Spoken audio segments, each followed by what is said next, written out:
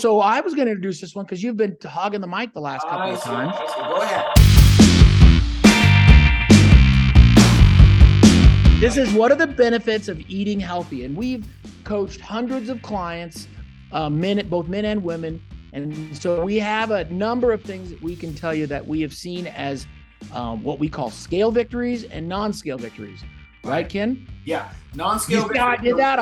I let you, gave a little breath there. So I let my breath. Non-scale victories are super important because the scale is not going to be a linear thing. It's going to bounce around a little bit. So we encourage our clients to only measure on the scale once a week. But because of that, you need to be paying attention to the non-scale victories. So some of the non-scale victories you can see from a good, nutritious diet, eating 6 times a day, which can be difficult if you have to food prep, but that's what most nutritionists will recommend, and that's our program, is eating 5 small, we call them fuelings, 100 calories, 110 calories, and 1 larger meal, usually in the evening, but it can be anytime, that's about a 400 or 500 calorie meal. And let's go through some of the non-scale victories. What do you got?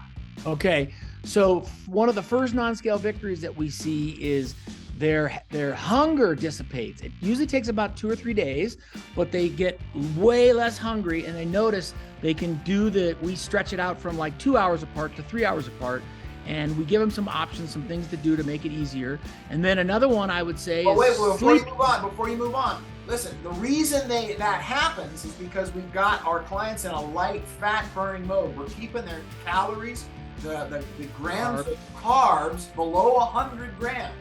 So if you're just doing meal restriction, you might still be out of whack. You might still calorie restriction. What we find if people do that and they're exercising too much and they're too calorie restricted, they're hungry all the time and it never goes away. And that's because the carb mix is not right. So we've got this perfectly balanced 30%, 40% carb, protein, fat going in every 2.5 hours. So that's really important. Go ahead. That's right. Yeah, that's right. So Ken's right. As your body switches. Wait. Say that again. Energy. I know. Ken loves it when I said he's right. But your body will switch the source of energy, the place that it gets it from. So it goes from the food that's coming in to your stored fat, your visceral fat, and it converts that.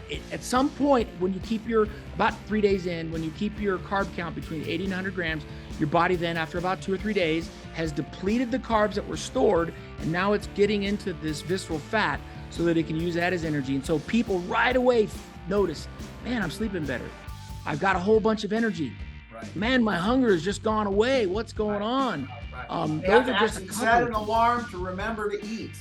And they can't forget, because then if they forget, they'll fall out of fat burning again and they'll be right back where they started. Yeah, exactly. And then some of the other non-scale victories are a little further down the road, because most of our clients are losing about 10 to 15 pounds a month, right, Ken? Yeah, so that sounds like a lot, but it's really only 1 to 2 pounds a week, right? First week is usually a big week. Sometimes it's 3, 4, 5 pounds, something like that. Obviously the more you have to lose, the more you lose, in that first week. But it's usually 1 to 2 pounds a week. That's another reason why we don't want our clients to weigh every day. You're talking about parts of a pound. Well, a bowel movement can be a pound. Water retention. My brother's bowel movements are bigger, so it's usually 3 or 4 pounds. And his head, if he could just lop off his head, he'd lose like 10 pounds. But yeah. So if they can get into that mode and understand that it's just a 1 to 2 pounds, like my brother said, and it's not a straight line.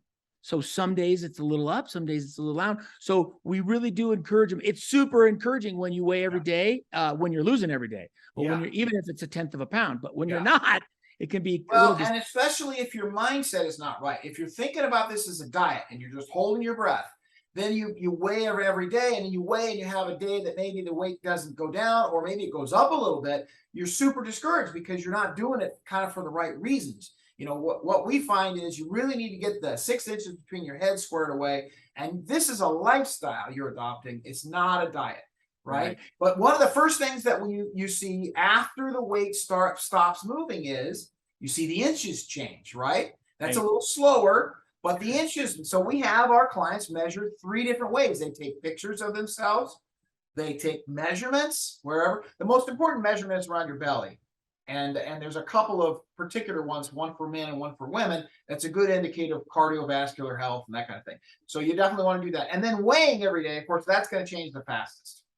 Yes, that's right. And then the other thing that I usually tell, especially women, is that they have a hormonal cycle. So they're going to hold on to water weight at certain times of the month, even if they don't necessarily have a menstrual cycle. Their body still goes through this rhythm. So we want to make sure that they understand that. And so if a lot of times when they come to me and say, I've gained a pound or two, I say, well, where are you at in your monthly cycle? And a lot of times it'll come out, and lo and behold, in the next few days, now they're down 5 pounds because now they've dropped the water weight. And on top of that, I've seen that your body tends to go on this stair-step kind of emotion, right? You'll lose a couple of pounds and then it'll stabilize for a bit, and it'll lose a couple of pounds and it'll stabilize. And the reason for that is your body is literally moving the fat stores around to where it's needed. And that's why the inches, we tell people if the scale stops moving, measure, because your inches are likely changing. Yeah, and if you only measure in one place, like we've talked about before, measure around right at the belly button. That's a really good place to start to measure. And then, there's a lot of our clients they'll have to get different sizes of clothes. And if they're on a longer journey and it's more weight, they'll have to get a belt. They'll punch holes in their belt. Then they'll have to get a new belt. If you're somebody that has a lot to lose, right, you're a little longer journey, we tell them don't necessarily invest in a whole new wardrobe because you may need 3 of them. Right. As you go along your program. So, but we've definitely had people, right, 60, 80, 100 pounds of weight loss. And so then what we talked about in the beginning is the lifestyle becomes super important because you can rebound back as quickly as you lost it or quicker. Yeah, if you're not careful. It's really important that you go through the transition period, and that we like to extend that a bit to give your body a chance to catch up on the increase in calories. So as you start adding back in, you're going to do it a little bit at a time, and we can walk you through that. But over a 6 or 7 week period is what we ideally want to see you go through, rather than just going back to what you're doing before. Guess what? Those old habits are going to reassert themselves. The ice cream sandwich after dinner, the soda, the chocolate shake at In-N-Out, along with that burger and big mound of fries. We got to be careful of all that, because those are the habits that got you where you're at. It's super important. I know we're talking about non-scale victories and stuff, but the community around you is super important. And there's a few ways to get that. You can build in a community in your family, in your friends, in the people that are doing the same program you're doing. You can even assist other people. That's part of the reason why we started doing what we're doing is we have built a community around us of people that are all like-minded and are going towards the same goal. It makes it a lot easier to achieve it.